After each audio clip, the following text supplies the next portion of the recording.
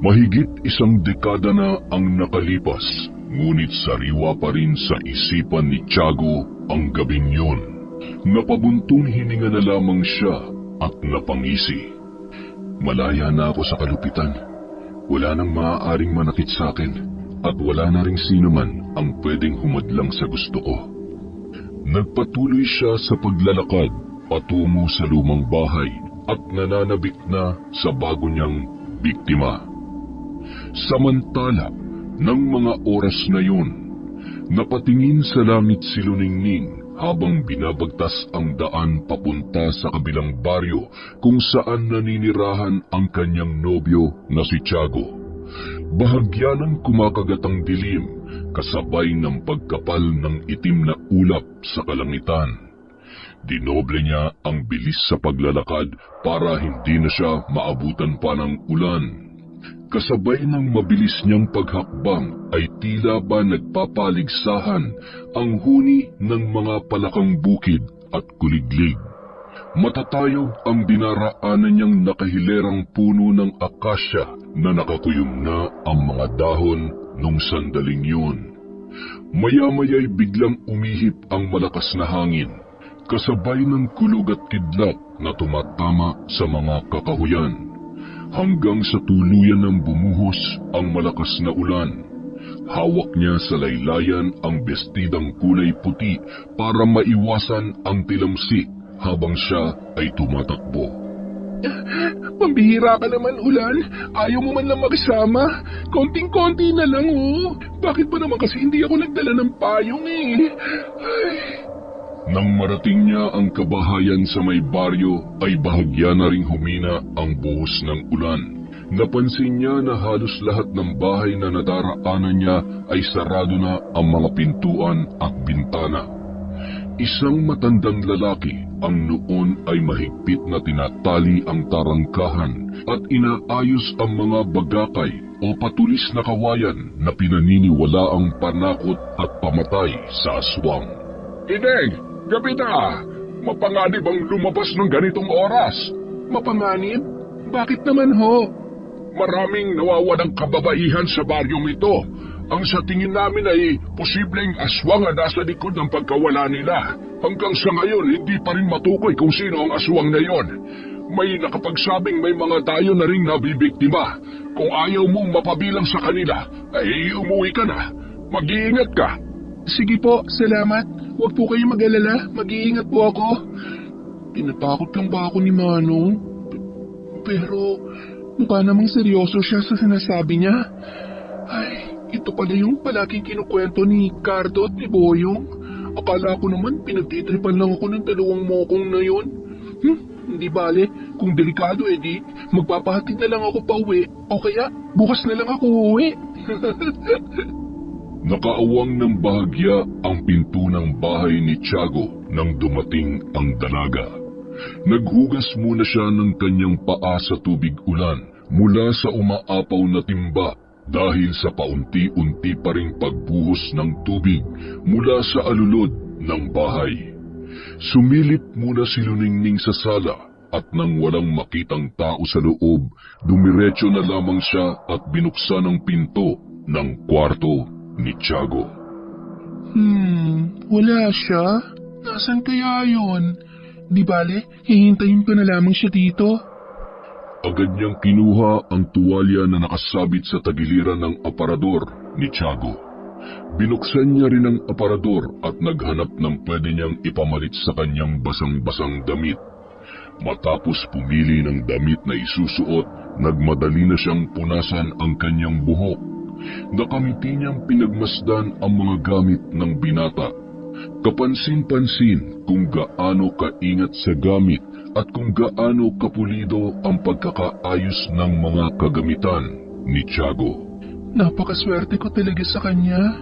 Samantala sa isang lumang bahay di kalayuan, isang lalaki ang pakanta-kanta habang pinupunasan ng langis ang kanyang gilingan ng karne. Napalingon siya nang marinig ang paulit-ulit na pagkalampag ng pinto sa kwarto na tila ba pilit na binubuksan. Ngumisi lamang siya dahil batid niya na kahit ano pang sigaw ay wala ni isang makakarinig sa paghingi ng tulong ng babae. Palabasin mo ako rito! Parang awa mo na!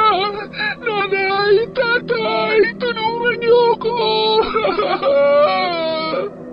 Hindi ka maririnig ng sino man. Walang tutulong sa'yo.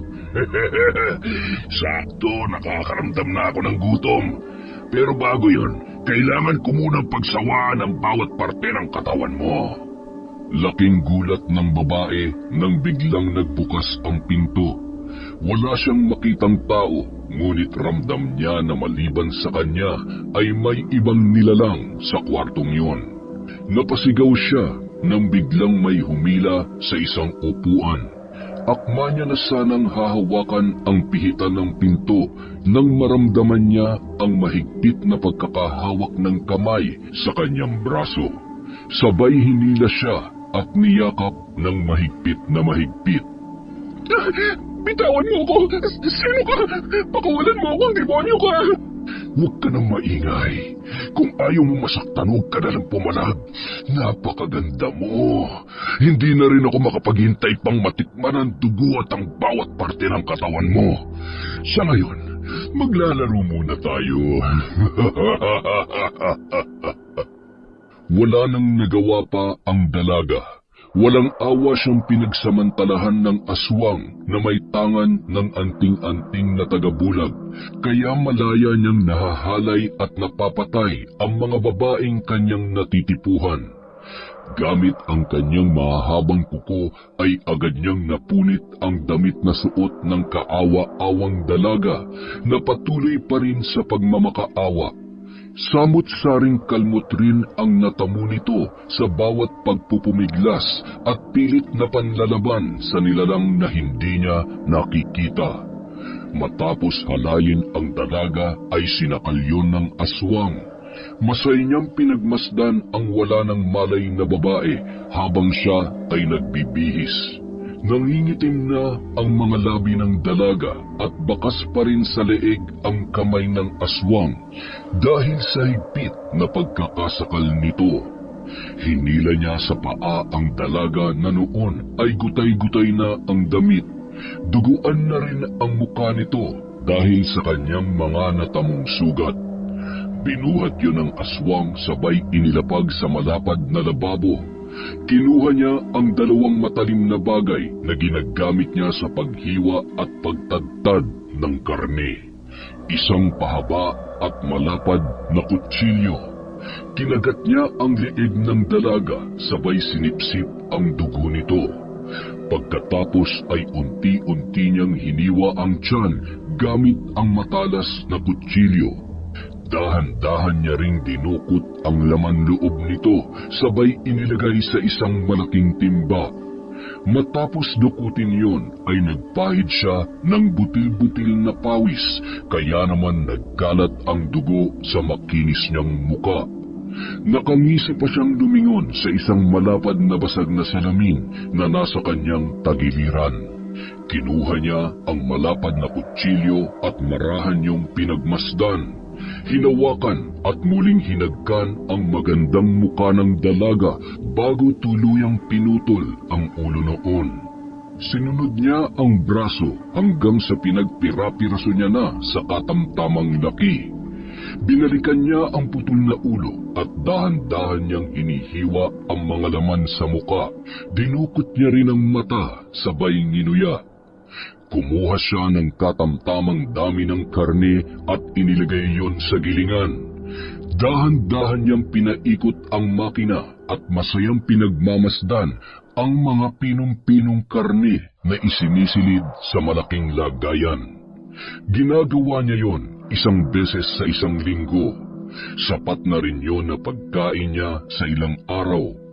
Inabot siya ng halos 3 oras para matapos ang paggiling at paglilinis ng mga kalat. Isinilid niya sa sako ang mga buto at bungo. Binuhat niya yon at dinala sa likod na bahagi ng bahay. Iniangat nito ang isang malaking takip sa isang balon na yari sa simento. Inihulog niya roon ang sako. Kasabay noon, sumingaw ang masangsang na amoy kaya agad niya yung tinakpan. Tinabunan niya pa ang balon ng mga retaso ng kahoy at pinatungan ng 3 sako na may laman na lupa. Nang bumalik siya sa loob ng bahay, siniguro niyang walang kahit anong bakas ng dugo. Malinis na rin ang kanyang pinakaiingatang gilingan ng karne. Binuhat niya ang timba na noon ay may takip at nagmamadaling umuwi sa kanyang bahay.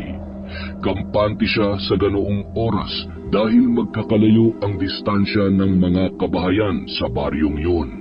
Dumiretso siya sa kusina sabay isinalin sa lalagyan ang kanyang giniling na karne.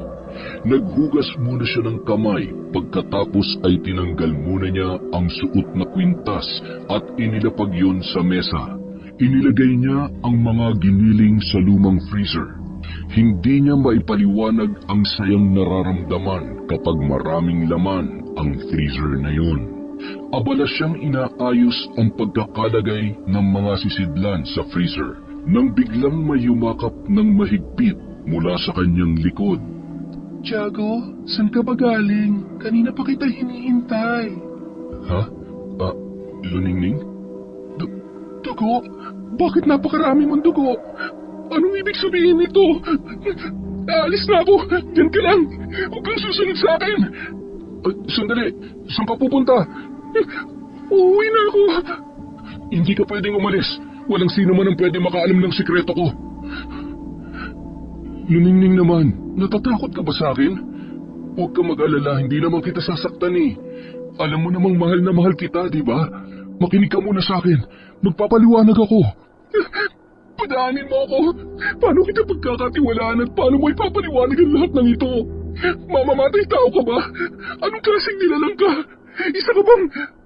Patawarin mo ko, pero kailangan kong gawin sa'yo to.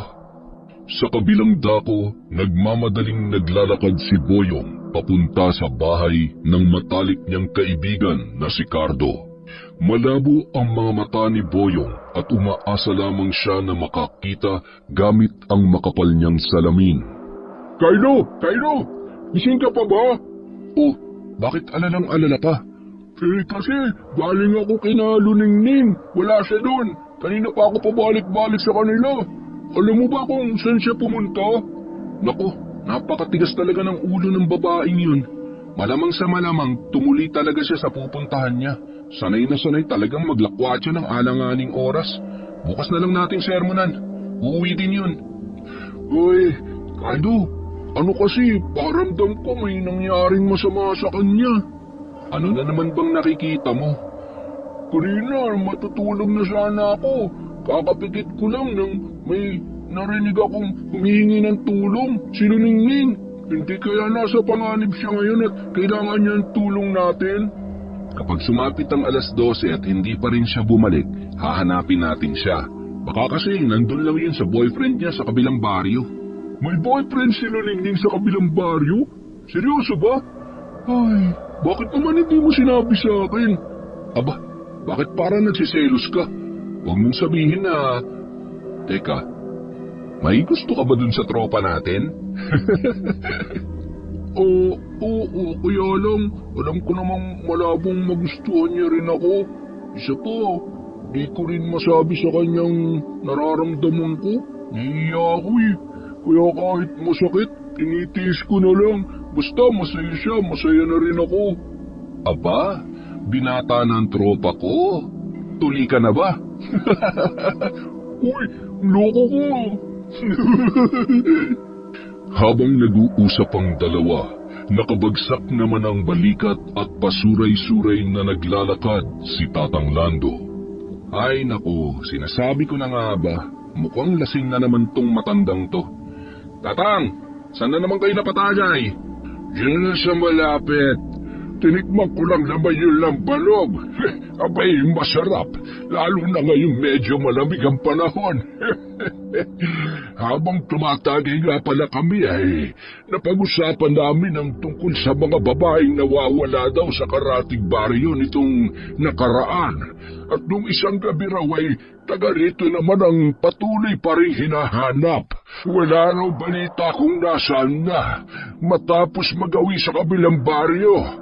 Nababahala na rin ang mga taga rito sa atin dahil sa balitang iyan. Gusto ko man makatulong para puksain ang nasa likod ng mga kababalaghang ito ay nagdadalawang isip na ako dahil matagal ko nang tinalikudan ng pagiging antingero. Kung totoo nga tungkol sa mga nawawalang babae, kailangan na nating hanapin si Ningning. Bakit? Saan ba pumunta yung pasaway yung kaibigan, ha? Ang sabi po niya sa akin kahapon, pupunta daw siya sa boyfriend niya sa kabilang baryo. Alangan naman kung pigilan ko siya. Isa pa, kahit pigilan ko yun, pupunta pa rin yun dun. Alam niyo naman kung gaano katigas ang ulo ng si Ningning. Ay, naku. Yan ang mahirap sa maagang nauulila sa magulang. Walang magpapaalala at gagabay. Bilang mga kaibigan niya, gawin niyo na lamang lahat para masigurong ligtas siya, ha? Kayo na lang ang meron siya at puprotekta sa kanya. Tara na, Kaido. Hanapin na natin si Ningning sa kabilang baryo. Talaga bang basta na lamang kayo susugod na walang armas? Paano nga kung may aswang doon? Pumasok muna kayo sa loob at may ipapakita ko sa iyo, Cardo. Agad namang sumunod ang dalawa sa matanda. Hinila ni Tatang Lando ang may katamtamang laki ng lumang kaban mula sa ilalim ng kanyang katre. Pagbukas niya ay may mangilan-ngilang ipis at bubwit na nagsilabasan at gumapang papunta sa salawal ni Boyong. Hoy! Ano yun? May nakapasok sa salawal ko, Kaido! Tanggalin mo! Tanggalin mo! Ipis lang yan, pagpagin mo lang. Baka mamaya kung ano pa mapiga ako dyan. Ay, ipis pa lang, takot ka na. Paano pa kaya kung aswang na makaharap mo niyan? Tatakbo ka na lang, oh. Magpapanggap na lang akong wala akong nakikita para hindi niya ako. Uy, totoo bang aswang ang nangunguha ng mga babae? Buti na lang lalaki ako. Marami kayong matutulungan kung tatanggalin ninyo ang takot at pag-aalinlangan sa mga sarili ninyo. Kapag bukal sa kalooban mo magligtas ng buhay ng ibang tao, mawawala ang takot at mapapalitan yun ng pagpupursige at katapangan. Matagal na panahon na kitang sinasanay sa pakikipaglaban. Panahon na para ibigay ko sa iyo ang mga bagay na matagal ko nang itinatago. Mga kaalaman na kailangan ko nang ibahagi para may pagpatuloy ninyo ang sinimulan ko. Ninyo? Ibig sabihin, Tatang, tuturuan mo rin ako? Oo, kayong dalawa ng apo kong si Cardo. Ay, pahingi nga ng tubig. Alam ko namang mula pagkabata ay magkasama na kayo. Kaya naniniwala ako na mas magiging madali kung pagtutulungan ninyong puksain ang kalaban ng mga inosenteng nilalang. Malakas ang kutob ko na aswang na naman ang nasa likod nito. Marami na akong napatay noong kabataan ko at kalakasan ko pa. Tanggapin mo ito, apo ko. Para saan po ang kwintas na ito, Lolo? Ito ang tinatawag na mutya ng durian. Marami ang mahuhumaling sa pagkatao mo at higit sa lahat, may kapangyarihan itong makapanlinlang ng kalaban. Higit sa lahat, kaya ka nitong iligtas sa kapahamakan. Ang kabal o kakayahan nitong magpahilom ng sugat sa ilang sandali lamang. Ito ang magpoprotekta sa iyo sa pakikipaglaban. Upang masiguro na mapapatay mo ang kalaban, lalo na kung aswang. Gamitin mo rin itong punyal na yari sa tanso. May basbas ito, kaya nasisiguro kung walang ligtas ang kampon ng dilim kapag tinamaan nito. May mutya ka na may armas ka pa? Paano naman ako, Tatang? Alam mo namang malabo ang paningin ko. Paano ko lalaban sa aswang? Wala naman ako. Ay, nako, hindi ka makapaghintay. Isang orasyon na kung tawagin ay tigal po ang ituturo ko sa iyo. Ibubulong ko sa iyo ang mga Latin na salita na kinakailangan mong may sa ulo. Matutulungan ka nito para kontrolin ang kilos ng iyong kalaban. Kapag bumulong ka sa hangin at itinuro ang kalaban, maninigas ang buong katawan niya na parang estatwa. Ang mga ito ay mas magiging mabisa kung malakas ang inyong paniniwala. Lalo ka na, Carlo. Kailangan maging isa ang hangarin nyo ng mutyang ibinigay ko sa iyo. Kabutihang loob at malinis na hangarin na may tangan nito ang lalong nagpapalakas sa bawat anting-anting. Kapag nabalot ng kasamaan ang puso ng may tangan, ng kahit na ano pang uri ng anting-anting, ay tuluyan yung mawawalan ng bisa. Makakaasa po kayo, Tatang. Handa akong harapin ang panganib na nag-aabang kapalit ng kaligtasan ng nakararami. Lalong-lalo na ng mga kababaihan, kung meron namang paraan para makatulong tayo sa kanila. Huwag na tayo magsayang pa ng oras, Boyong. Tutong, turuan niyo po ako sa kung anong dapat kong gawin para gumana ang orasyon na maaaring magserbo sa buhay ng babaeng pinakamamahal ko, ha.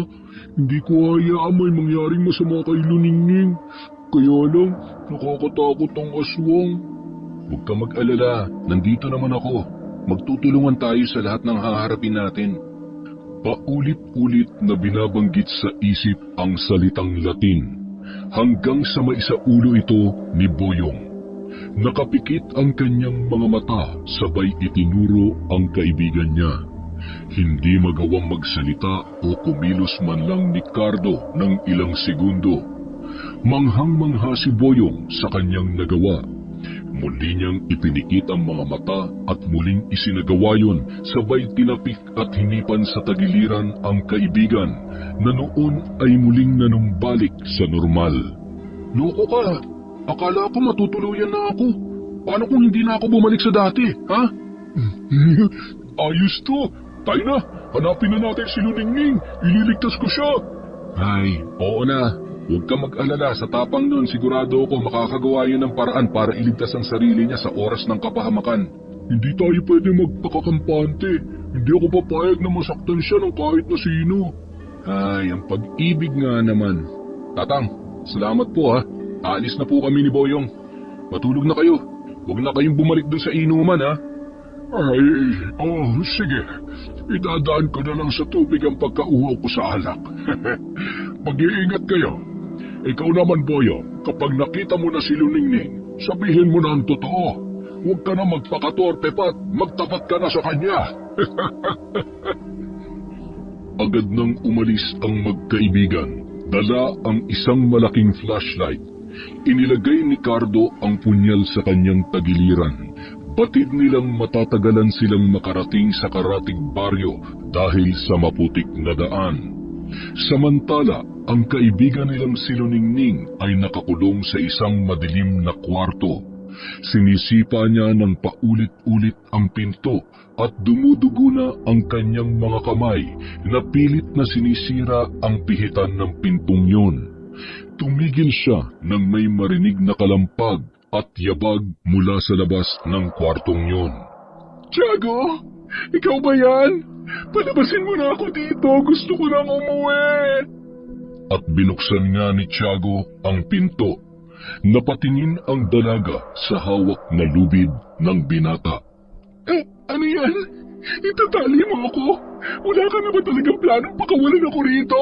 Anong plano mong gawin sa akin? Ha? Pasensya na. Kailangan ko lang talagang gawin to. Sumunod ka na lang sa gusto ko at huwag na huwag ka magkakamaling tumakas. Hindi mo alam kung paano ako maghalit, Luningning. Baka makalimutan ko na mahal kita. Mahal mo rin naman ako, hindi ba? Kaya ano man ang nakita mo, dapat tanggap at... Paano ko matatanggap ang isang mamamatay taong katulad mo? Ilang tao na ikinulong at pinatay mo dito? Ilang pares ng tsinelas at mga damit ang nandito? Ganyan na ba karami ang pinatay mo? Anong klaseng nilalang ka ba? Hindi ka ba natatakot sa Diyos? Walang Diyos. Kaya kung iniisip mo na ililigtas ka ng Diyos mo, kahit anong pangdasal mo, hindi ka na makakaalis pa rito. Huwag ka mag-alala. Wala naman akong planong matulad ka sa mga babaeng pinatay ko. Mahal na mahal kita. Huwag mo na lang sasagarin ang pasensya ko, pakiusap. Sa totoo lang, napapagod na rin naman talaga ako. Sa katotohanan na kahit ano pang gawin ko, hindi talaga matatanggap ng kahit sino pang babae ang pagiging aswang ko. Aswang ka? Kaya ba?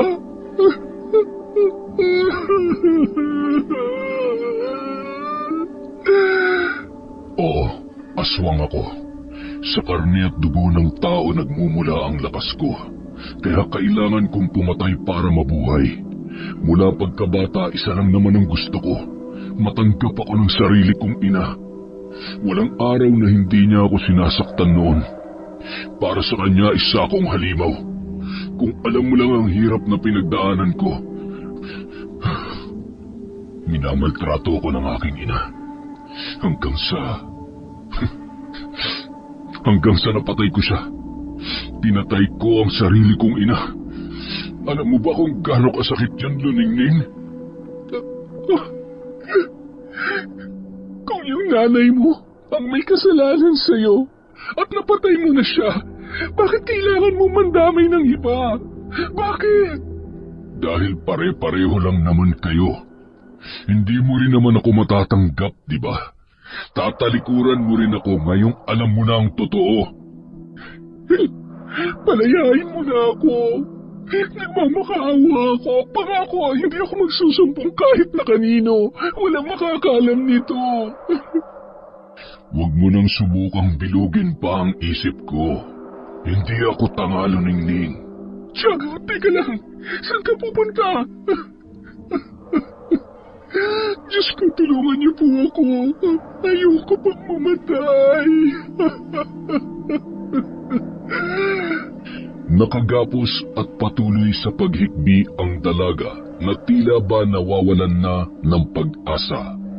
Bumalik naman si Tiago sa kanyang bahay at naisipang ipagluto ng pagkain si Luningning na nababatid niyang nagugutom na nung mga oras na yon. Sumisipol-sipol pa ang binata habang ginigisa ang giniling na karne ng tao. Mahal niya si Luningning at naroon ang pag-aalala niya para sa dalaga. Gayunpaman, hindi niya maaaring pagbigyan ang kahilingan nito dahil sa takot na baka mabunyag ang kanyang sikreto. Nang makaramdam ng gutom, agad niyang nilantakan ang giniling na karne. Yun na ang nakasanayan niya nang manirahan siya sa kanyang ama. Mula nang mapatay niya ang kanyang sariling ina, ay naging tuloy-tuloy na ang kagustuhan niyang tumikim ng karne ng tao at dugo. Hindi niya maipaliwanag ang saya na nararamdaman kapag pinagpipira-piraso niya ang bawat parte ng kanyang mga biktima, lalong-lalo na kapag nakikita niya kung paano napipino ang mga yon sa makinang gilingan.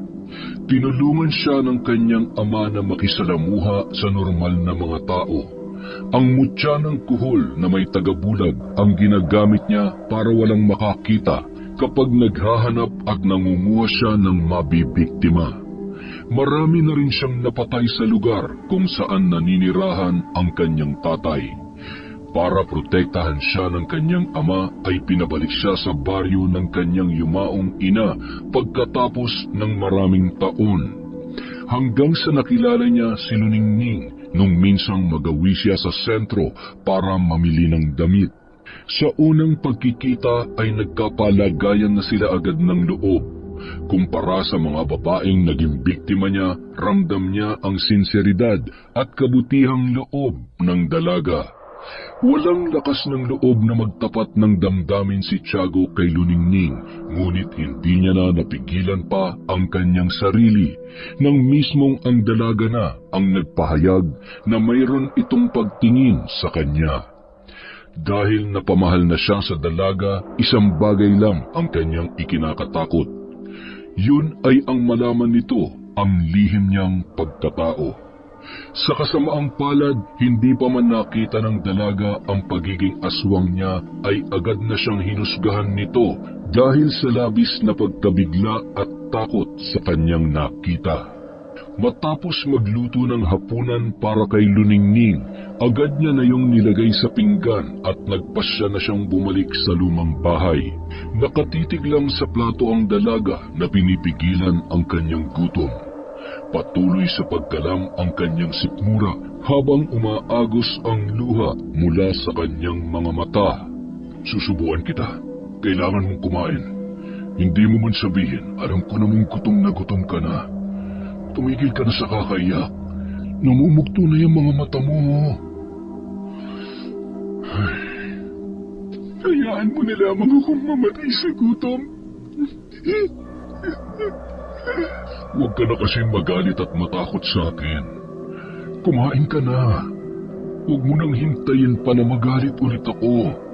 Kasabay ng mga salitang yun ay ang panlilisik ng mga mata ng binata.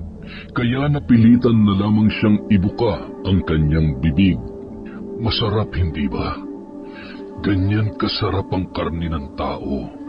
Malinamnam at hahanap-hanapin mo.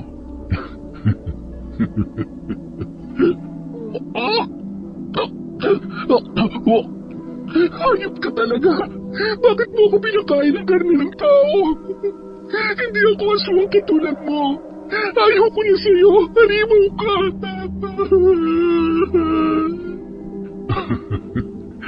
Gusto mo ba talagang makita ang pagiging halimaw ko? Ha? Gusto mo? Kahit ano pang sabihin mo, Luningning, wala ka na magagawa pa kundi gustuhin at mahalin ako. Mahal kita. Mahal na mahal kita. Samantala, nang marating ng magkaibigang sina Boyong at Cardo ang kanilang karatig baryo, agad silang nangato at nagtanong-tanong. Lahat sila ay iisa lamang ang sinasabi. Umuwi na kayo! Delikado sa baryong ito. Kung gusto niyong mahanap ang kaibigan niyo, mas makabubuti kung hintayin niyo munang magliwanag. Baka mapahamak lamang kayo dito. Nagpatuloy pa rin sila sa paglalakad hanggang sa makarating sa tapat ng bahay ni Mang Goryo. Kapansin-pansin ang mga bagakay at may mga nakasabit na mga lata sa bakod. Nang aksidenteng mahawakan ni Boyong ang bakod ay tumunog ang mga yon na ikinagulat naman nila. Napabalikwas ang matanda sa pag-aakalang may aswang sa labas ng kanyang bahay. Kakayanak, gumising ka! Magpahid ka ng langis na binabara ng bawang at may kalamansi. May aswang sa labas ng bahay natin. Magdasal ka. Teka lang. Kukunin ko lang yung suntam. Tumango lamang ang dalaga at sumenya sa kanyang ama na mag-ingat. Hindi kasi nakakapagsalita si Kakay mula pa ng bata pa ito at mahina rin ang kanyang pandinig. Dahan-dahang binuksan ng matanda ang kanyang pinto sabay sumugod sa labas. Boyong! Takbo! Sandali lang! Pagod na nga ako eh! Hindi ko na kaya tumakbo pa! Kayo ba mga aswang na nangunguhan ng mga babae sa baryong ito? Hindi po kami aswang. Nandito po kami sa baryo ninyo para hanapin ang nawawala naming kaibigan. Luningning po ang pangalan niya. Maliit na babae, maputi at mahaba po ang buhok. Maaaring siya yung babaeng nakita ko nung nakaraan. Papunta siya sa dako roon. Kung hindi ako nagkakamali, papunta siya sa bahay ni Tiago. Tiago? Tama. Yun nga po ang pangalan ng boyfriend niya na ipinagmamalaki niya sa akin. Sandali. Tumuloy muna kayo at delikado kung dito tayo mag-uusap sa labas. Nakakatakot na sa baryong ito. Hindi na natatapos ang pananalasa ng mga aswang na yan. Salamat po sa pagpapatuloy. Pagod na nga po kami sa paglalakad at pagbabahay-bahay. Lahat po nagsasabi na natatakot daw sila sa napapabalitang pambibiktima ng mga aswang. Masyadong malupit ang aswang na yan. Sa tingin ko may kakaiba siyang kapangyarihan. Wala siyang naiiwang bakas na makapagdidiin sa totoong pagkatao niya. Malalaman at malalaman din po natin ang totoo. Tsaka, bakit mga babae lang ang binibiktima niya? Posibleng may malalim siyang dahilan. Yan din ang isa sa iniisip ko nitong mga nakaraan. Mukhang may galit siya sa mga kababaihan. Galit ang nagtutulak sa kanya para pumatay. Mamaya kapag medyo maliwanag na, kailangan nating puntahan si Tiago. Kailangan natin masiguro na nandun nga si Luningning at sana lang ligtas siya. Ano ba kasing nakita ni Luningning sa lalaking yun? Gaano ba siya kagwapo at si Luningning pa talagang pumupunta sa kanya? Siguro ginayuman niya si Luningning. Magandang lalaki si Tiago. Hindi nakapagtataka kung bakit maraming nagkakagusto sa binatang yon. Mukha naman mabait at responsable. Kahit na maagang naulila sa kanyang ina, nagpursige pa rin siya sa buhay. Grabe ang pinagdaanan niya nung nabubuhay pa ang kanyang ina. Nagulat nga ako nang bumalik dito yan eh. Ang laki na ng pinagbago. Mula nung tumira siya sa bagong pamilya ng tatay niya. Ano po bang nangyari sa nanay niya? Pinatay din ng aswang. Kung hindi ako nagkakamali, siya ang unang babae na naging biktima ng aswang sa baryong ito. Maraming haka-haka noon na ang pinagbibintangan pang ang pumatay ay yung tatay ni Tiago dahil nga may hindi pagkakaunawaan. Pagkatapos ng mahabang investigasyon, napawalang sala din naman siya. Mayaman ang tatay ni Tiago. Malago ang negosyo sa Karatig Baryo at marami yung ari-arian. Nakita niyo po ba yung itsura ng bangkay ng nanay ni Tiago? Masasabi niyo po ba kung aswang nga talaga may gawa? Oo, nakita ko. Marami ang nakakita at nakiusisa. Kakarampot na laman na lamang ang kumakapit sa kanyang mga buto.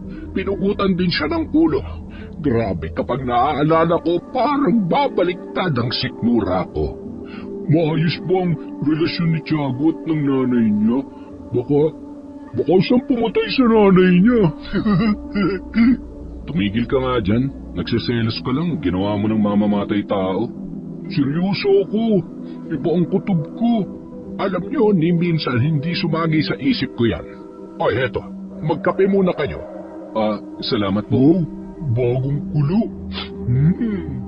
Masyadong malupit ang nanay ni Tiago. Yung galit niya sa tatay ng bata, ibinuos niyang lahat yon sa kanyang anak. Pero mahal na mahal ni Tiago ang nanay niya. Palagi ko nakikita na sinasaktan niya si Tiago. Masyadong palaban at matapang ang babaeng yon, kaya walang nangangahas na makialam. Nangahabol pa nga yun ang itak sa mga lukulukong pumuporma sa kanya eh. Kung yung aswang dito ay galit sa mga babae, yung nanay naman ni Tiago ay galit na galit sa mga lalaki. Ano, Boyong? Sa tingin mo, posible kayang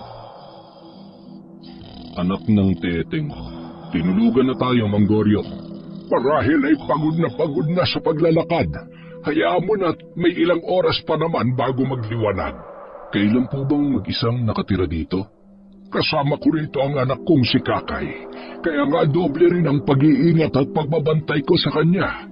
Isa pa, may kondisyon ang anak ko. Mahina ang kanyang pandinig at pipisa.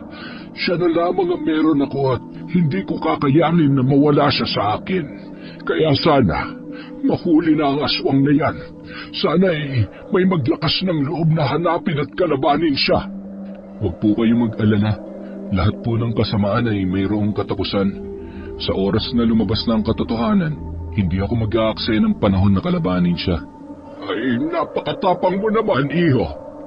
Bata pa lamang po ako, inihanda na ako ni Tatang sa pakikipaglaban, sa tao man o sa kampo ng kadiliman. Parehong may kakayahang maghasik ng kasamaan. Sa ngayon, masanda na ako dahil tangan ko ng mutya na tutulong sa akin sa pakikipaglaban. At saka, basta kasama ko lang po si Boyong, alam ko na kaya naming harapin ang aswang sa baryong ito. Ay, salamat sa Diyos at dininig ng langit ang dasal ko. Kayo ang pag-asa ng baryong ito. Sana dumating ang mga gabi na mapalitan ng kapayapaan ng takot na nararamdaman ng mga taga rito. Mabuti pa'y umidlip ka na rin muna at babalik na rin ako sa pagtulog. Isasara ko lang na maigi itong pinto ng bahay. Tumungo si Cardo sa mesa, katabi ng kaibigan niyang si Boyong, na noon ay tulog na. Pumasok na rin ang matanda at inayos ang kumot ng kanyang nakabaluktot na anak na tila ba lamig na lamig nung mga oras na yon. Muli siyang bumalik sa kanyang higaan at umusal ng maiksing dasal bago humiga at bumalik sa pagtulog. Kinaumagahan, maagang nagtimpla ng kape ang matanda. Bumangon naman si Kakay at agad rin tumungo sa kusina. Hindi man nagsasalita, matamis nang initian niya ang dalawang binata. Nasa langit na ba ako? Bakit may anghel sa harap ko? Ay naku, nakakita ka lang ng maganda, nakalimutan mo na si Luningning. Magandang umaga, Kakay. Ako si Cardo, siya naman si Boyong. Nakipagkamay naman ang dalaga kina Cardo at Boyong. Natuwa naman si Manggoryo sa inasal ng kanyang anak. Matapos magkape, agad na nilang tinungo ang bahay ni Tiago. Sinamahan sila ni Manggoryo. Naghahasa ng mga kutsilyo si Tiago ng mga sandaling yon. Hinihimas-himas niya pa ang matalim na bahagi. Malayo-layo pa ay naamoy niya na ang mga paparating. Dali-dali niyang itinago ang mga naglalakihang kutsilyo. Napakarami ng mga yon at ang iba ay hindi niya pa nagagamit. Pagkatapos niyang iligpit ay lumabas naman siya ng bahay. Magandang umaga. Ikaw si Tiago, hindi ba? Magandang umaga rin sa iyo. Anong sadya mo? Kilala mo sila, Manggoryo? Ay, oo. Galing sila sa Karatig Baryo. Hinahanap nila yung kaibigan nila. Kahapon kasi nakita kong pumunta sa gawing tong dalagang hinahanap nila. Ano nga bang pangalan noon? Huwag na tayo magpaligoy-ligoy pa. Hinahanap namin si Luningning. Kaya kung tinatago mo siya dyan sa loob ng bahay mo, panabasin mo na siya kung ayaw mo na sakit ng katawan. Boyong, ano ka ba? Hindi tayo nandito para makipag-away. Gusto lang namin malaman kung ligtas ba o hindi ang kaibigan naming si Luningning. Hindi ko alam ang sinasabi nyo. Maghinay-hinay kayo sa pambibintang ninyo. Lalong-lalo ka na, Tabachoy. Wala akong kilalang Luningning. Kung gusto nyo, halughugin nyo pa tong bahay ko. Ako lang mag-isa nakatira dito. Baka naman namanilang kayo ng akala, Manggoryo. Mahirap po yung basta-basta na lamang ng bibintang. Ay, Tiago, hindi ka naman namin pinagbibintangan. Nagbabaka sakali lamang kami. Kung talagang wala siya dito, di sige. Aalis na kami. Pasensya ka na sa abala. Pasensya ka na, Tiago, ha. Nag-aalala lang kami kay Luningning. Sige, aalis na kami. Teka nga, bakit tayo aalis? Paano kung nagsisinungaling ang lalaking to? Luningning! Si Boyong to! Umuwi ka na! May aswang sa baryong to! Boyong, halika na. Pasensya ka na ulit, Tiago, ha. Hayop ka, tanda. Ipapahamak mo pa talaga ako. Masyado rin matabil yung dila mo, ha. Umanda ka sa akin, pati na rin yung anak mo. Sinundan na lamang niya ng tingin ang tatlo na noon ay naglalakad na papalayo. Ipinagpatuloy ng magkaibigan ang pagtatanong-tanong sa ibang bahay na hindi pa nila napupuntahan. Naniniwala ba kayo sa sinabi ni Tiago? Kung titingnan mo ang mga mata niya, halatang hindi siya nagsasabi ng totoo. May kakaiba rin akong naramdaman kanina. Nag-iinit ang buong katawan ko habang kausap natin siya. May kakaiba sa kanya na hindi ko maipaliwanag. Huwag ka mag-alala, Boyong. Kailangan lang nating magpalamig. Minsan kailangan din nating linlangin ang kalaban. Huwag ka magpadalos-dalos katulad ng ginawa mo kanina. Kailangan ingatan din natin si Manggoryo at ang anak niya. Baka kasi silang pag-initan ng aswang. Pasensya ka na. Kumulo lang kasi bigla ang dugo ko nung makita ko yung lalaking yun eh. Malaki lang ang katawan niya. Lamang lang siya ng 3 paligo sa akin. Kala niya. Sus, pinairal mo na naman kasi ang pagiging siloso mo. Mahirap pang tanggapin na di hamak na gwapo yung tao sa'yo. Wala akong pakialam kung mas gwapo siya sa akin. Pag may nangyaring masama kay Luningning, hindi ko siya sasantuhin. Sa ngayon, umuwi na muna tayo. Baka sakaling nandun na siya. Kung wala pa, pagplanuhan natin na maayos ang pagbabalik sa baryong to. Bago sila umuwi, dumaan muna sila kay Manggoryo. Pasensya na kayo. Hindi ko na kayo natulungan sa paghahanap sa kaibigan ninyo. Gusto ko lang din malaman ninyo na hindi ako nagsisinungaling. Papunta talaga sa bahay ni Tiago yung babaeng nakabistidang puti matapos ko siyang paalalahanan noong gabing nagkausap kami. Hindi ko maipaliwanag ang nararamdaman ko. Parang ibang-iba na ang batang Tiago na nakilala ko noon kesa sa Tiago na nakausap natin kanina. Mag-iingat po kayo, Manggoryo, at huwag po kayo mag-alala. gagawin ko pa rin po yung pangako ko sa inyo. Aalamin ho namin kung ano ang totoo. Ay, salamat. Sana'y mahanap at mailigtas ninyo ang kaibigan ninyo. Ipagdarasal ko na gabayan kayo ng Diyos na may sa katuparan ang hangarin ninyong puksain ang aswang na... Bago pa man matapos ang sinasabi ng matanda, napatigil siya nang biglang dumaan sa harap ng bahay niya si Tiago. Nilingon sila nito at ngumisi. Mukhang hindi talaga siya mapagkakatiwalaan. Sa kinikilos at tingin niya, mayroon siyang itinatago at kung ano man yun, kailangan natin malaman sa lalong madaling panahon. Mang Goryo, babalik po kami mamayang gabi. Mag-iingat kayo ni Kakay ha. Pakisabi na lang sa kanya na umuwi na po kami. Matapos muling magpasalamat ng magkaibigan ay tumuloy na sila sa paglalakad, pabalik sa kanilang baryo. Dumaan sila sa bahay ni Luningning at doon ay nakumpirma nila na nawawala talaga ang dalaga.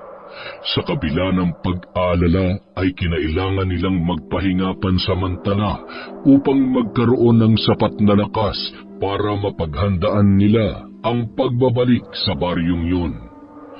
Dapit hapon, abala sa pagsisiga ng mga tuyong dahon ng mangga sa bakuran si Mang Goryo. Lumingon siya nang maramdamang tila ba may nagmamasid sa kanya. Naglakad siya papunta sa harapan ng kanilang bahay. Kinabahan siya nang makita na nakabukas ang tarangkahan. Palagi kasi yung nakasara dahil nais niyang masiguro ang kaligtasan nilang mag-ama.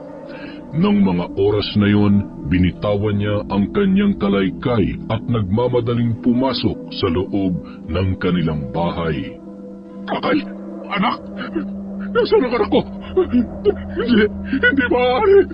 Anak ko! Habang umiiyak, agad niyang kinuha ang kanyang sundang. Hayop ka, Tiago! Kapag may nangyaring masama sa anak ko, kahit anong klaseng nilalang ka pa, hindi ako natatakot sa'yo. Babawiin ko ng buhay ang anak ko. Hintayin mo lang si tatay, anak. Ililigtas kita, Kakay. Pagkagat ng dilim, agad na tinungo ni Mang Goryo ang bahay ni Tiago. Sarado yun, kaya naman iginawi niya ang paningin sa isang lumang bahay sa likurang bahagi ng bahay ni Tiago.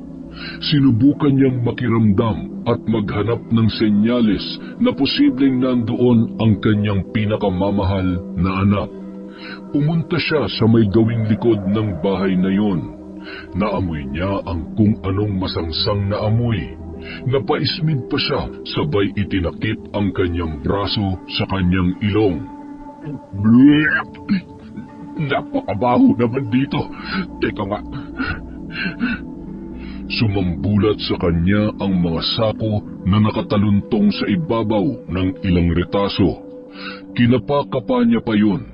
Kinuha niya ang sundang sa kaluban nito, sabay winarak ang sako at natapon ang lupang laman nito. Batid niya na doon nagmumula ang mabahong amoy. Tinanggal niya ang mga sako at ilang retaso na naroroon. Sumambulat sa kanya ang balon na natatakpan ng pabilog na yari sa semento. Agad niyang hinawakan ang bakal na nasa gitnang bahagi at iniangat yon. Naglipa na ang mga bangaw at mistulang dugo ang tubig ng balon. Gamit ang kanyang flashlight, nakita niya ang ilang mga sako na nasa loob noon. Lalo niyang nakumpirma na kulay dugo nga ang tubig na nasa loob noon. Nanginginig ang mga kamay habang inihahakbang paatras ang kanyang mga paa. Natatakot ka ba, Mang Goryo? Gusto mo bang malaman kung anong ibig sabihin ng mga nakita mo? Alam mo, ikaw din na nagdala sa kapahamakan sa anak mo at sa buhay mo. Masyado ka kasing pakialamero. Pati mga bagay na pinakatago-tago ko, pinakikialaman mo. Lumayo ka! Demonyo ka! Ikaw nga ang pumapatay ng mga kababaihan sa baryong ito! Isa kang halimaw! Dati mga babae lang ang pinapatay ko. Pero ngayong gabi, Mukhang ikaw ang kauna-unahang lalaki na kakatayin ko, Manggoryo. Pero bago yun, bibigyan kita ng pagkakataon na makita ang anak mo. Pwede ka rin mamili kung sinong uunahin ko. Ikaw ba? O ang anak mong si Kakay? Tiago, pakiusap. Hayaan mo mabuhay ang anak ko. Huwag mo siya sasaktan. Wala naman siyang kakayanan na ipagsabi ang nalalaman niya tungkol sa'yo. Maawa ka sa kanya. Maawa? Nagpapatawa ka ba, tanda? Kung may awa ako, hindi ako aabot sa ganito. Kaya magpasensyahan na lang tayo. Kung itinikom mo lang ang bibig mo at nanahimik ka lamang sa bahay niyo, di sana sa pangalawang pagkakataon, muling binunot ni Manggoryo ng mabilisan ang sundang sa kaluban nito at tatagain niya na sana ang binata nang bigla itong nawala sa kanyang paningin. Iwinasiwas niya ang sundang habang nakikiramdam hanggang sa may sumakal sa kanya na nanggaling sa kanyang likuran. Nagpupumiglas ang matanda sa kalaban na hindi niya makita nung mga sandaling yun. Unti-unti nang nahihirapan at nauubusan ng hangin ng matanda na halos lumawit na ang dila sa tindi ng pagkakasakal sa kanya ni Tiago.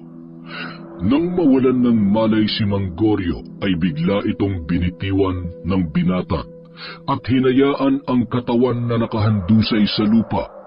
Ibinalik niya ang takip ng balon at hinayaan niya na muna ang mga retaso na nakasalampak dahil babalik din naman siya roon para itapon ang mga buto ng sunod niyang bibiktimahin. Hinila niya sa paa ang matanda papasok sa lumang bahay. Pinaupo niya yon at itinali gamit ang lubid sa isang matibay na silya na yari sa kahoy. Nang mga oras ding yon ay kinakalagan ni Kakay si Luningning habang umiiyak sa takot. Matapos kalagan si Luningning ay mahigpit niyang niyakap si Kakay. Salamat. Huwag ka nang umiyak. Huwag ka mag-alala. Makakaalis din tayo dito. Habang nag-iiyakan ng dalawa, biglang pumasok si Tiago. Nalilisik ang mga mata nito at hawak ang pantadtad na kutsilyo. Lalo lamang nagalit yun nang makita na wala ng tali si Luningning. Hinila niya sa braso si Kakay at inambahan ng kutsilyong hawak niya. Magtatay nga kayo! Pareho kayong pakailamero! Maawa ka naman sa kanya. Huwag mo siya sasaktan. Nakikiusap ako. Ako nakiusap sa kanya na kalagan niya ako. Manahimik ka! Punong-puno na rin ako sa katigasan ng ulo mo. Kapag hindi mo itinikom yung bibig mo, isusunod na talaga kita sa dalawang ito. Mag-uusap tayo mamaya. Maghintay ka lang dyan kung ayaw mo masaktan. Agad na isinara ni Tiago ang pinto at ikinandado sa labas. Habang sakal ng kanang braso niya si Kakay, nanginginig sa takot ang dalaga habang nakatitig sa kumikinang na kutsilyo na hawak ni Tiago. Kinaladkad niya sa may lababo ang dalaga. Masaya niyang pinagmasdan ang buo nitong katawan at walang awa niya yung pinagsamantalahan na walang kalaban-laban. Patuloy naman sa pagkalampag ng pinto si Luningning na nakikiramdam sa ginagawa ni Tiago kay Kakay. Matapos pagsawaan si Kakay ay hinayaan niya na lamang yun na nakahandusay sa sahig.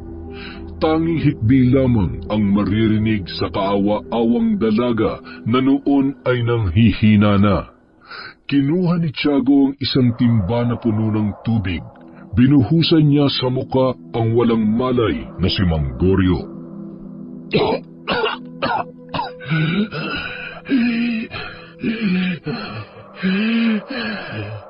Kumusta ka na, tanda?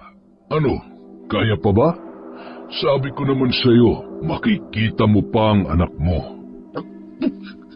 Anong ginawa mo sa kanya? Hayop ka! Pinagsamantalahan mo ang anak ko! Kakay, anak! Patawarin mo ako! Tiago, Sampain ka ng langit sa lahat ng kasamang ginawa mo.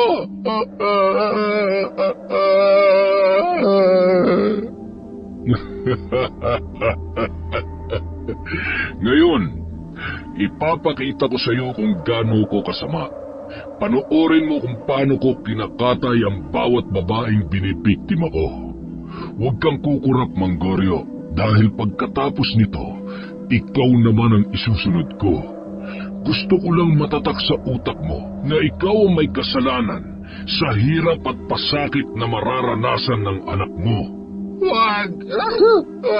Bahawa ka! Diyos ko! Gamit ang kutsilyong pantadtad na hawak ni Tiago, una niyang pinutol ang kamay ng dalaga. Napahiyaw sa sakit si Kakay kasabay ng pagtilamsik ng napakaraming dugo sa sahig. Sinasabayan pa yun ng hiyaw ni Manggoryo na nagpupumalahaw sa iyak at patuloy sa pagmamakaawa.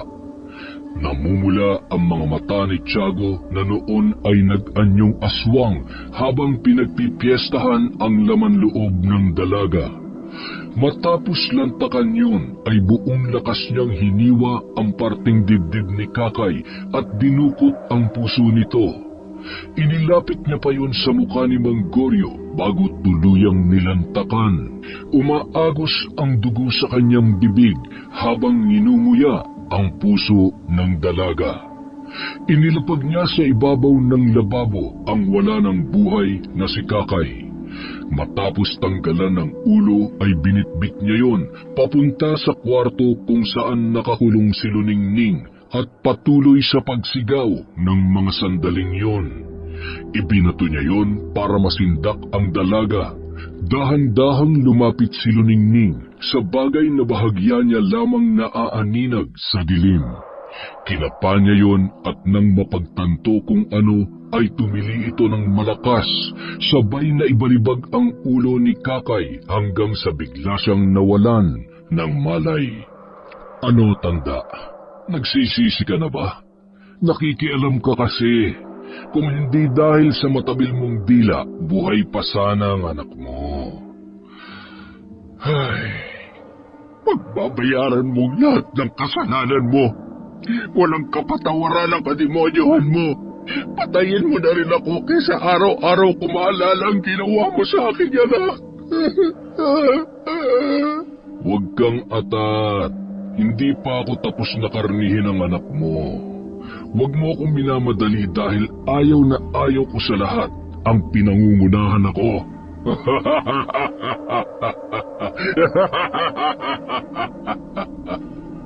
Dinukot niya ang dila ng matanda hanggang sa lumaylay yun. Pinutol niya gamit ang panghiwa niyang kutsilyo. Malakas na hiyaw ang pinakawalan ni Manggoryo. Napuno rin ng dugo ang mukha niya at damit.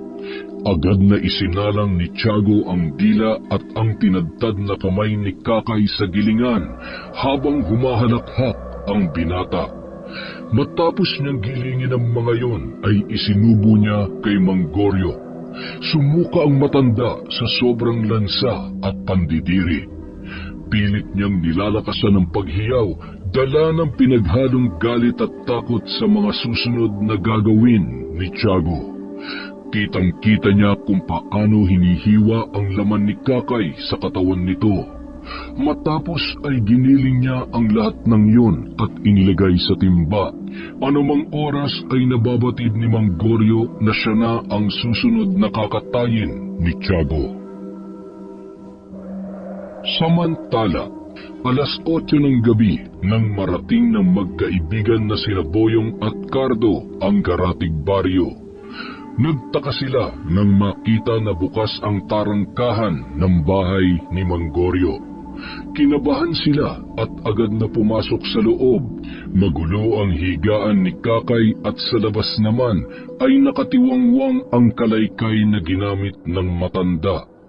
Nagkatinginan ang dalawa na tila ba isa lamang ang taong pumasok sa kanilang isipan. Tumakbo sila palabas ng tarangkahan at dumiretso sa bahay ni Tiago. Sarado ang pinto.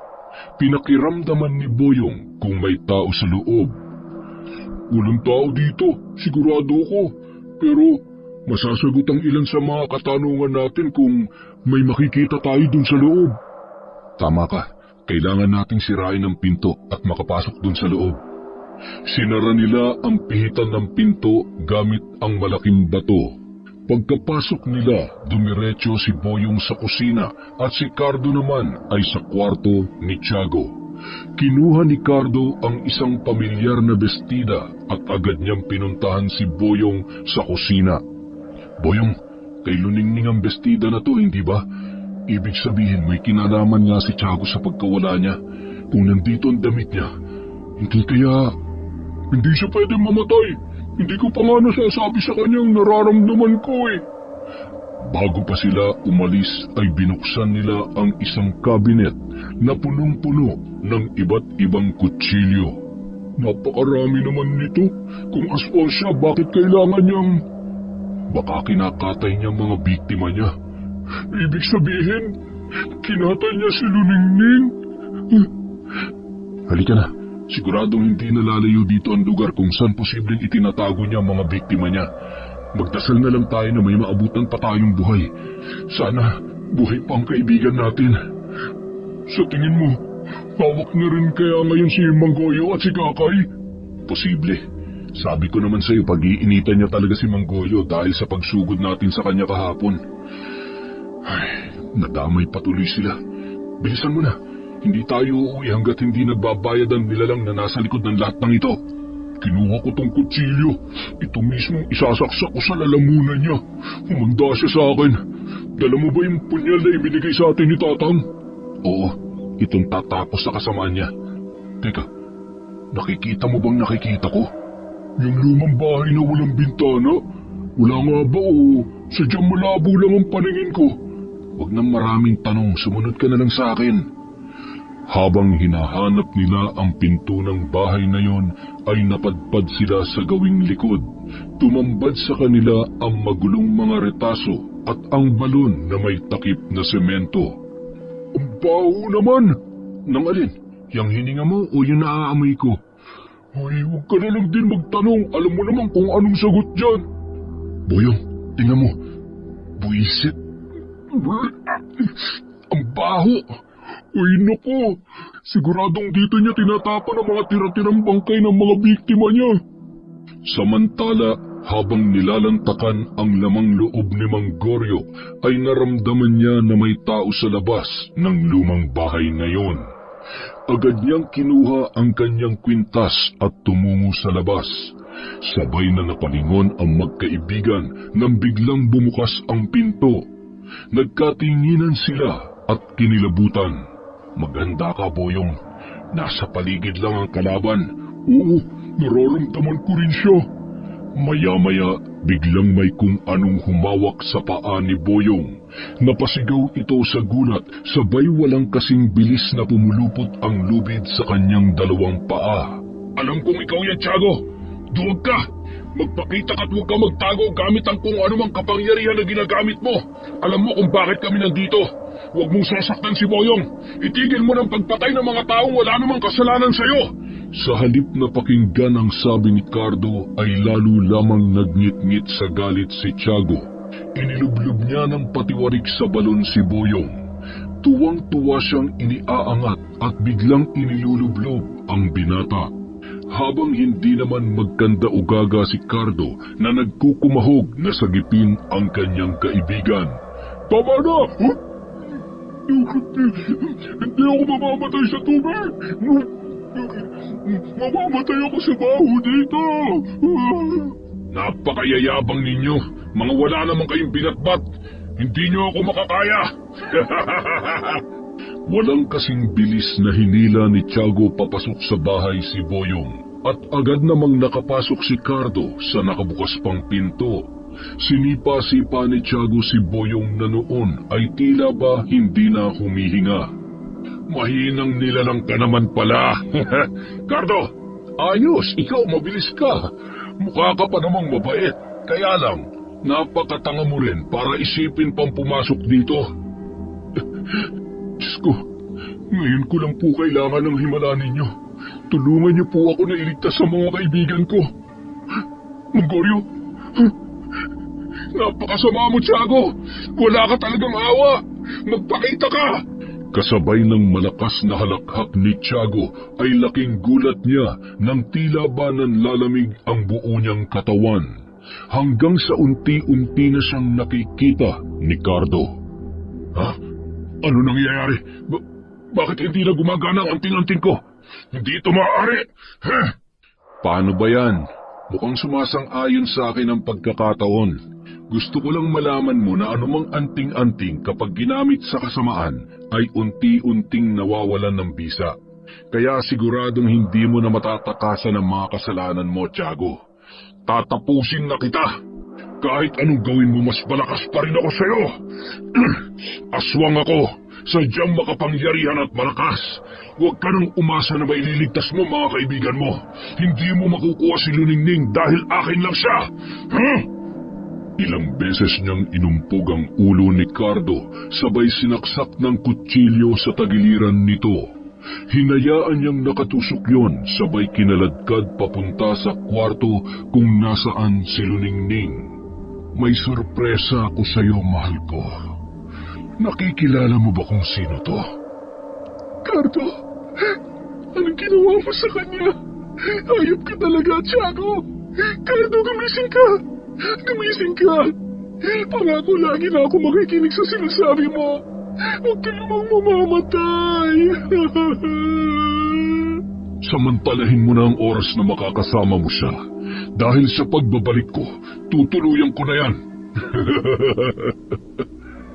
Agad na sinara at kinandado ni Tiago ang pinto. Yakap ni Luningning ang kaibigan habang nakahandusay sa pader at noon ay unti-unti nang nagkakamalay. Luningning, ikaw ba yan? Ayos ka lang ba? Sinaktan ka ba niya? Ha? Tanga, huwag mo akong intindihin.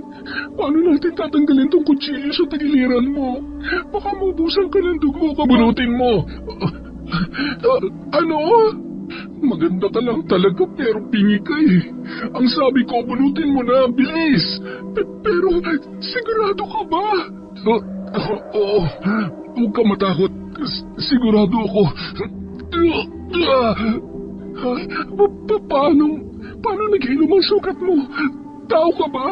Ikaw ba talaga yan, Cardo? Ay, nakikita mo ang kwintas na ito. Itong dahilan kung bakit. Gamit ang mutya ng durian at ang punyal na ito, mapapatay natin ang hayop na Tiago na yan. Ang dami niya nang pinatay. Takot na takot ako. Akala ko hindi na kita makikita. Si Boyong, nasan siya? Kasama mo ba siya? Nasa labas siya. Siguradong may pinaplanong masama sa kanya si Tiago. Pero magtiwala lang tayo sa kakayahan ni Boyong. Kaya-kaya niyang harapin si Tiago. 2 araw pa lang ako rito, pero ang dami lang nagbago sa inyo. Akala ko bukod sa pang-asar, wala na kayong ibang kayang gawin sa akin. Sus, kahit nakakaumay yung ugali mo, hindi ka pa rin naman naming pababayaan. Lalo na si Boyong. Kung hindi dahil sa kanya, hindi ko isusugal ang buhay ko rito. Ang sama rin talaga ng ugali mo, no? Ewan ko sa'yo. Kapag kinatay ka ni Tiago, hindi ko siya pipigilan at hindi rin ako iiyak. Tandaan mo yan. Wala na akong paki sa'yo. Ano masakit? Ayos ka lang ba? Akala ko ba wala kang paki? Bakit nag-alala ka? Tigilan mo nga ako. Sasaksakin kita nito. Kailangan nating makaalis dito. Kailangan nating mapatay si Tiago. Wala siyang awa kung pumatay. Yung babae kanina na ikinulong niya ng panandalian dito. Hindi ko man nakita pero nasisiguro ko na pinagsamantalahan niya at pinatay niya rin. Ayaw ko pang mamatay kaya ako na mismong papatay sa kanya. Ibigay mo sa akin ang punyal na yan. Hindi ko na siya hayaan pang mabuhay at makabuso ng babaeng katulad ko. Napakasama niya. Si Kakay, posibleng ang anak ni Mang Goryo yun. Ipabaya mo na sa amin ni Boyong ang pagpatay sa kanya. Mahal niya ako. Kahit paano magagamit ko yan bilang kahinaan niya. Ay, ang tigas talaga ng ulo mo. Habang nag-uusap sina Cardo at Luningning at nag-aabang sa muling pagpasok ni Tiago, binuhat niya ang basang-basa na si Boyong. Para kay Tiago, napakabango ng nabubulok na amoy ni Boyong. Tinanggal niya ang lubid na nakapulupot sa katawan ng binata. Nakangisi niyang kinuha ang 2 kutsilyo na nakalagay sa tagiliran nito. Aba, akin to ah. Bakit mo pinakailaman ang kutsilyo ko? Dahil dyan, ikaw ang unang-unang paggagamitan ko nito. Hiniwa niya gamit ang dulo ng matalas na kutsilyo ang makapal na damit na suot ni Boyong. Ngumisi siya at tinitigan ang mahabang kuko ng binata.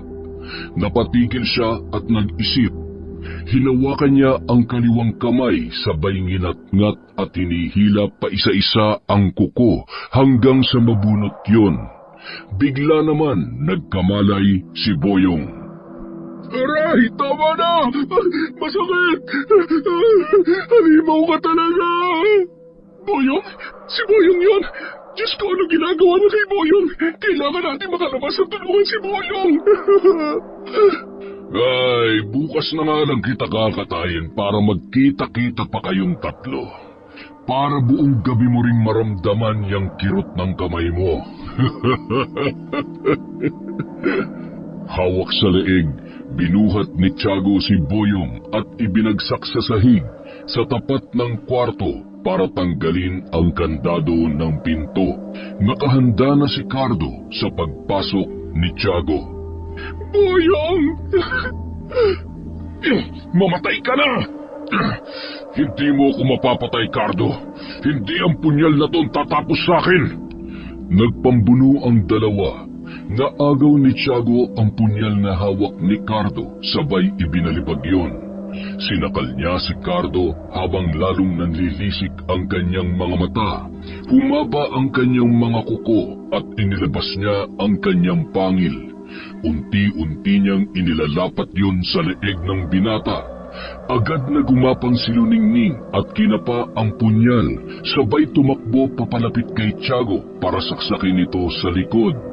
Ngunit agad na binitawan ni Tiago si Cardo at humarap kay Luningning. Hinawakan niya ang kamay nito na may hawak ng punyal. Sa lakas ng pagkakahawak ay naramdaman ni Luningning ang pagdaloy ng dugo dahil sa sugat dulot na mahaba at matatalim na kuko ni Tiago na bumabaon sa kanyang balat. Kaya mo ba talaga akong patayin? Minahal kita. Mahal na mahal kita. Pareho lang kayo ni nanay. Siguro nga dapat na rin kitang burahin sa buhay ko. Kayong lahat para malaya ako na magawa ang nasimulan ko. Kung hindi ka rin lang mapapasakin at magiging hadlang ka sa mga plano ko, mas mabuti pang... Anong nangyayari sa akin? Bakit parang naninigas ang buong katawan ko? Dito na matatapos ang paghasik mo ng kasamaan. Walang puwang sa mundong itong katulad mong wala ng pag-asa magbago. Cardo, ayos ka lang ba? Oo, ayos lang ako, Boyong.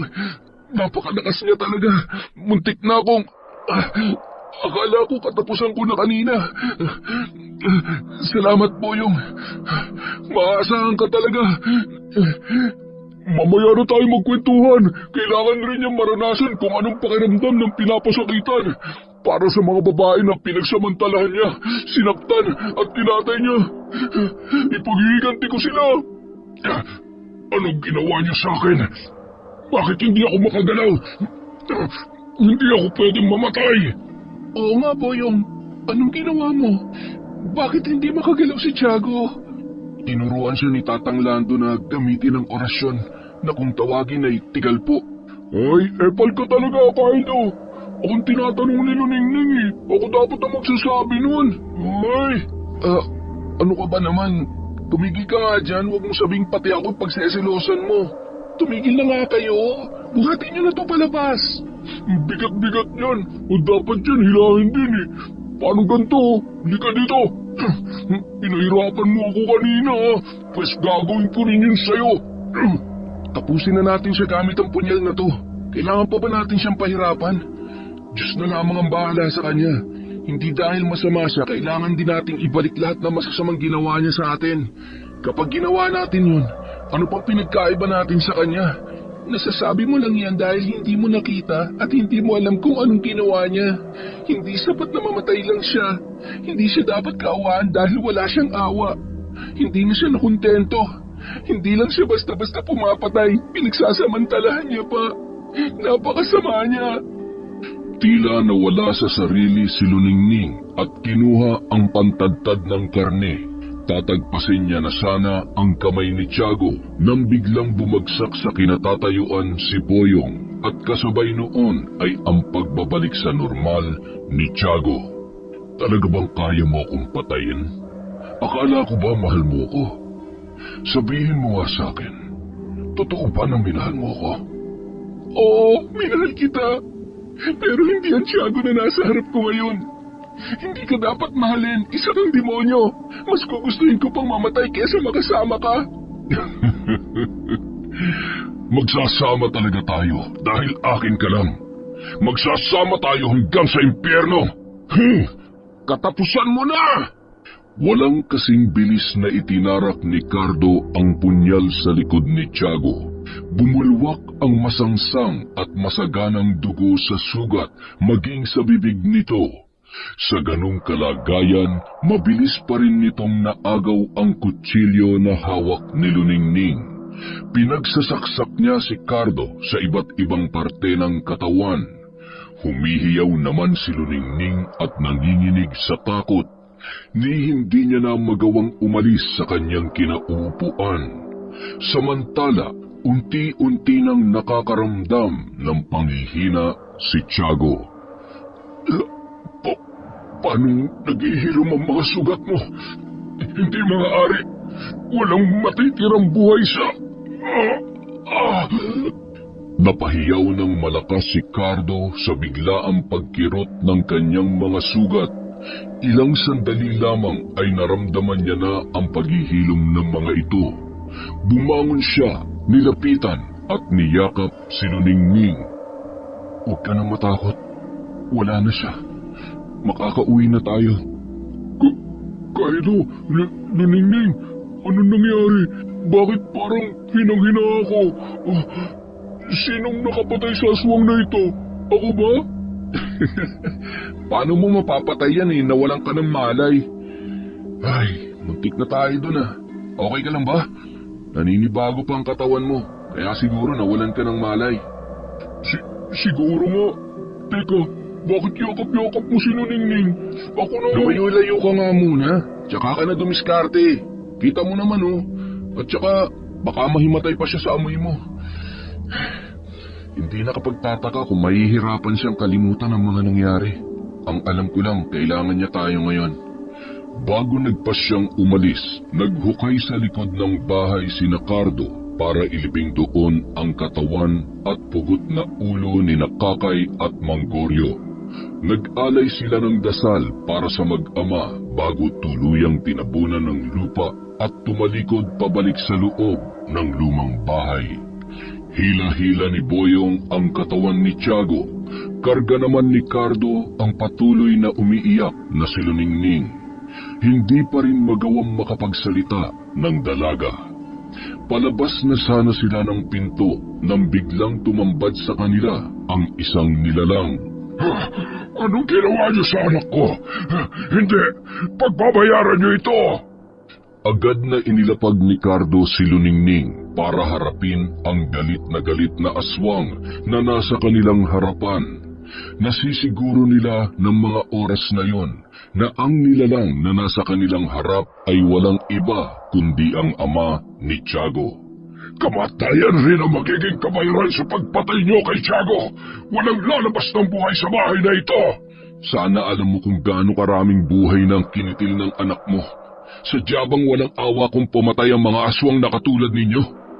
Hindi lang pumapatay si Tiago, pinagsamantalahan niya pa ang napakaraming babaeng naging biktima niya. Yun bang tinuro mo sa kanya? Umalis na kayo, Boyong. Iligtas mo si Luningning. Mag-iingat kayo. Ako na ang bahala rito. Mag-iingat ka, Kaido. Hihintayin ka namin ni Luningning. Sigurado ka bang kaya mo yan mag-isa?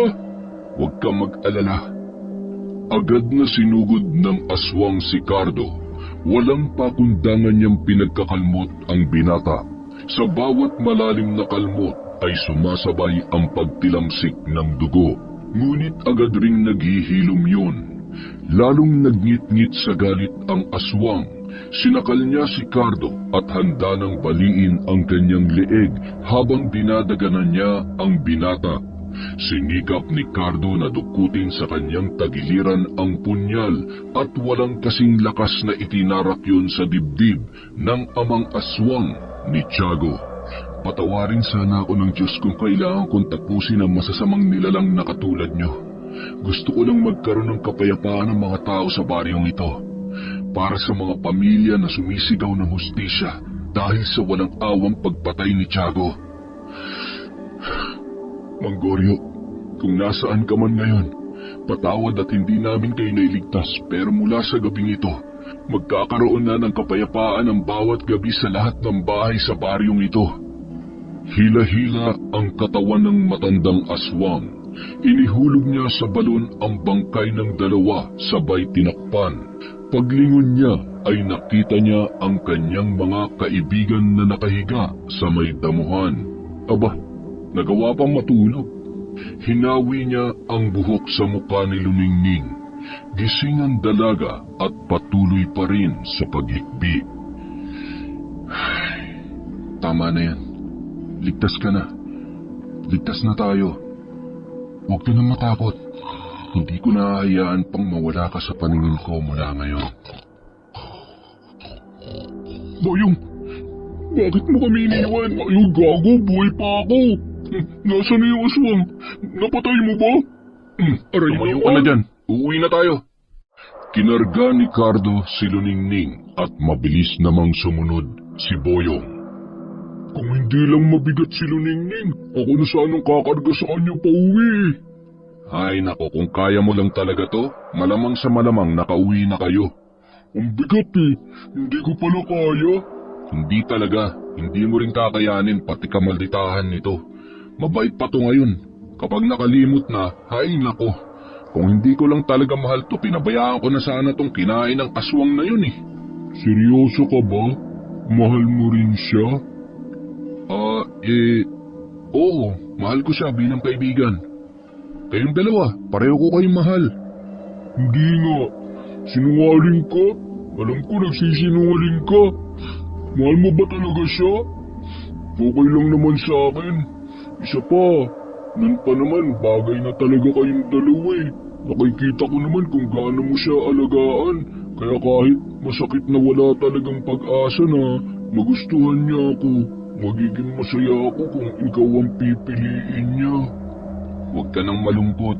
Malay mo naman, ikaw ang piliin niya. Kahit anong mangyari kapag maayos ng lahat, kailangan mo pa rin maging totoo sa nararamdaman mo para sa kanya. Pag inamin ko kasi baka sapakin niya lang ako eh. Nang makauwi na sila, ay laking tuwa naman silang sinalubong ni Tatang Lando